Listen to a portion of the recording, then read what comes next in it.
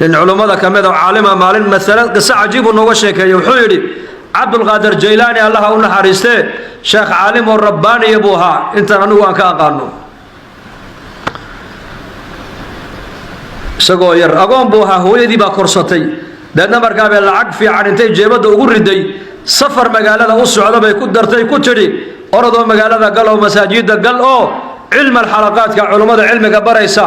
أرضوا علم كعلماء كصبر سفر كالرعب كتري سفر كي والله السعودي أيا نمن موريانا أيا نحذا أقلب الليلي وهبين مدو قرعدا dadkii markay arkeen tuugtii inay gacanta ugu dhaceen qof walba wuxuu haystay buu markaa qarsanaya yarkii yara ninkii u horeeyay tuugay qabtay baa weydiiyo ku yiri wariya wiilka yaro adigu maxaad wadataa waxa li wuxuu lacag watay buu banaanka soo dhigu sheegay baa la yiri markaasuu yaabay lacag inta lag baad wadataa ha aaway waa batan uu ka qaaday wuxuu ka naxay markaa wuxuu maxaad ka dhigaysaa lacagtan hooyaday baa ay soo siiso magaaladaan u socdaa waxaan u socdaa طالب العلم baanahay cilmigayna soo barta ayaan doonaya lacagtana markaa waa masaariiftan cunayay weeyaan inta oo sanadood markaa buu adeer maxaad iskaga sheegtay buu maxaad u sheegtay ma qarsatida buu ku yiri dadku waa ku wada qarsanayee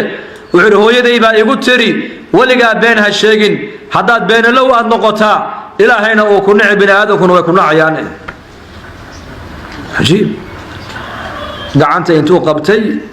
ayuu u geeyay baa la yiri ninkii dhanaaye tuugta ugu sareeyay bal ilmaha yar wuxuu leeyahay dhageyso lacagta inta lagna u wataa oo muxuu yiri lacagta inta lag buu wataa uu sheegay maxaad u sheegtay baan ku niri wuxuu yiri hooyaday igu tiri been ha sheegin hadaad been la noqotaa dadkuna way ku nacayaan ilaahayna uu ku nici waana run been alaha ilaahay baa nacab been alaha dadkoo dhan baa nacab iska daa muslimiinta been alaha gaalada nacab لكن توقت أقوينا أقوي بالله سيد المير يربو بارورتي مركز الله قصة الرول محل له يدي محل له يدي وعره هو يدي هذا أسقى هو يدي وكلا لمن نقول له هاي أنا أقول توق من نقدم بيودي أنا كتربية دي هراء حماتي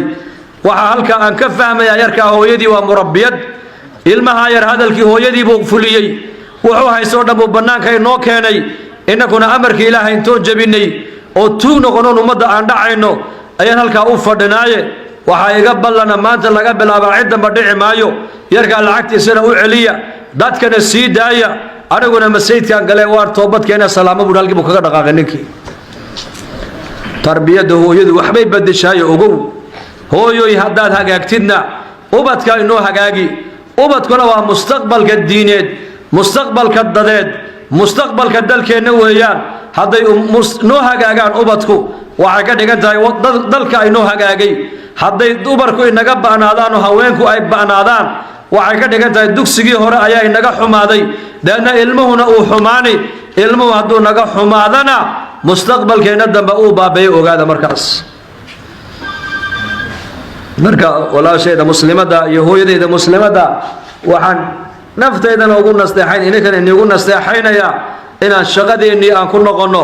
dhadhaar walba halkii la dhigay buu qiimo ku leeyahay raggana mas-uuliyad baa saaran haweenkana mas-uuliyad baa saaran mas-uuliyadda haweenka saaran waxa weeyaan inay gabadhu noqoto gabadh waqarna fii buyuutikunna ku shaqaynaysa gabadh hadday gurigeeda ka baxaysana iyadoo jilbaab wadata aqaladeeda ka baxaysa banaanka uma baxaysa ilaa iyadoo jilbaab wadata mooyaane xishoodku fiicana haweenkana ku sii fiicana hadday inantu guriga ay ka baxda baa la yidhi inantaasi kuma noole ogow inantu waa inay aqalka dhex fadhidaa hooyaduna waa inay aqalkeeda fadhidaa waa aqalka fadhiga maxaa loo fadhinayaa xigmadda dumarku aqalka u fadhinayaan waa tarbiyadda awlaadda ugu horreysay ogow